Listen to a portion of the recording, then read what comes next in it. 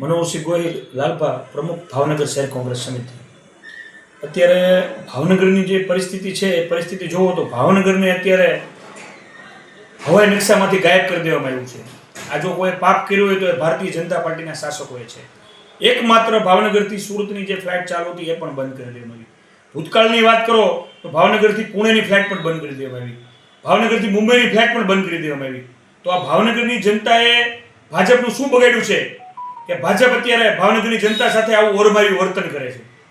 વાત મોટી મોટી વિકાસની કરવાની વાત કરો છો, ભાવનગરને આમ આપીશું, ભાવનગરને આમ આપીશું. ભાવનગરનું જે છે જે હતું એ પણ અત્યારે ભારતીય જનતા પાર્ટીના શાસકોની અવગણનાના હિસાબે અત્યારે ભાવનગરનું છીનવાઈ રહ્યું છે.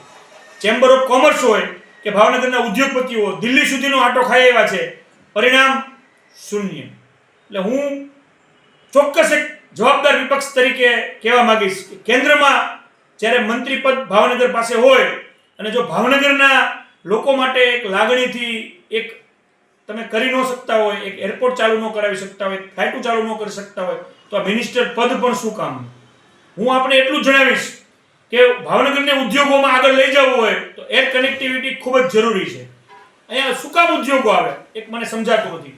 ઉદ્યોગ કોઈ પણ નવો આવવાનો હશે તો એ પણ વિચારશે કે ભાવનગરમાં ફ્લાઇટ તો છે નહીં તો ત્યાં ઉદ્યોગ કરીને કામ શું?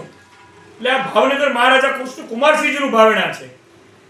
જે સમયે રાજાશાહી હતી એ સમયે પણ મેં એવું સાંભળ્યું છે કે અહીંથી ફ્લાઇટો ઉડતી અને અહીંયા પ્રાઇવેટ ફ્લાઇટો પણ ચાલતી.